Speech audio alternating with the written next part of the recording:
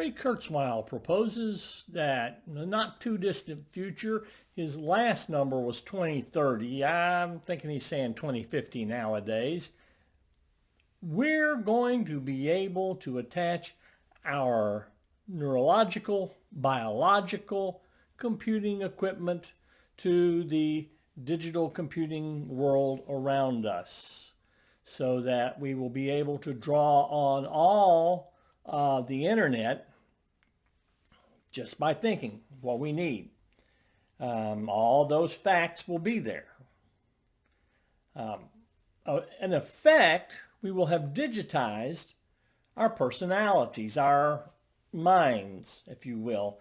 And as a result, we'll be able to store those memories, that mind, that processing unit, digitally online.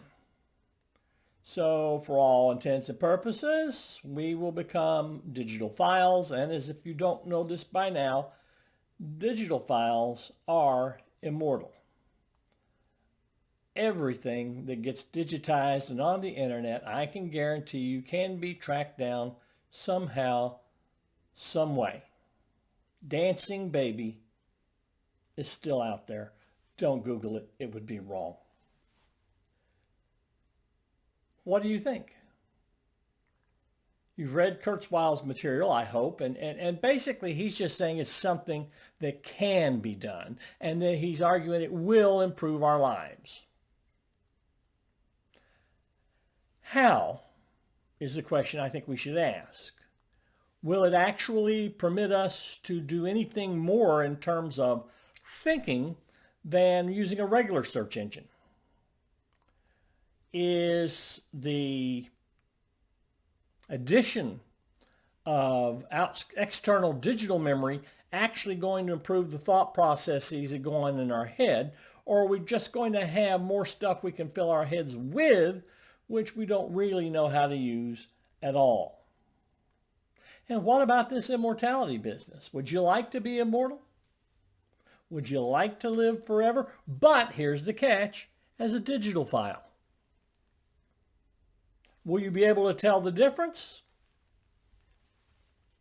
No, probably not. We'll look a little more at that later. But is it a good idea to think that way?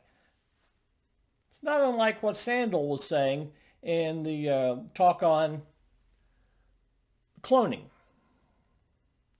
We would have a clone, digital, that lives forever, but we will lose our physical place in the world.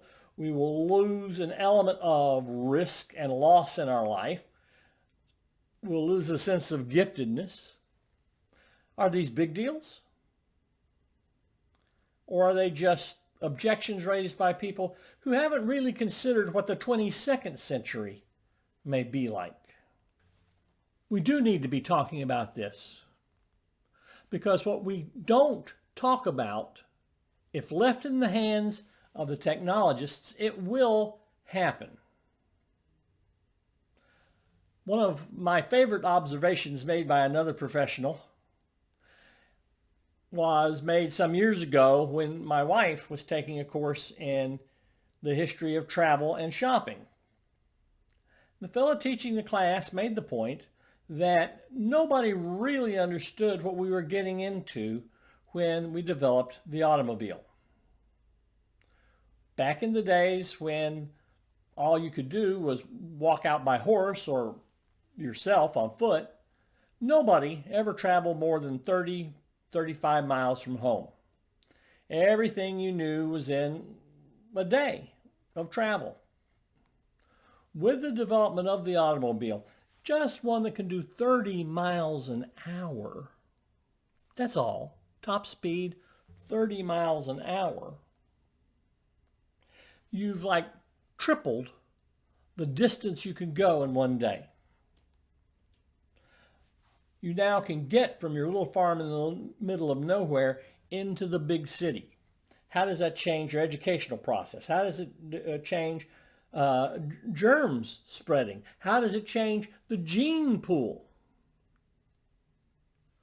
All kinds of alterations took place because we invented the automobile. And nobody was thinking about these things when they invented the automobile. All they were thinking about is, wouldn't it be nice to get somewhere faster?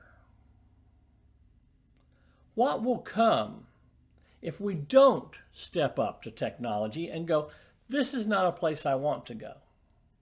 Not because I'm anti-technology, but because I'm anti this technology.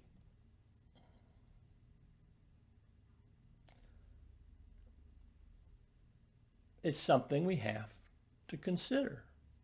We have to become responsible for what happens around us, not just what happens by us. Or better put, perhaps, we need to start concerning ourselves with what's happening to us that we're not involved in.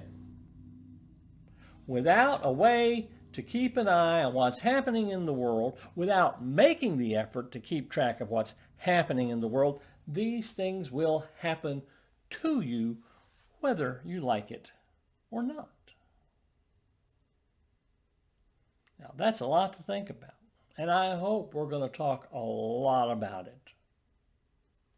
Keep on talking philosophy.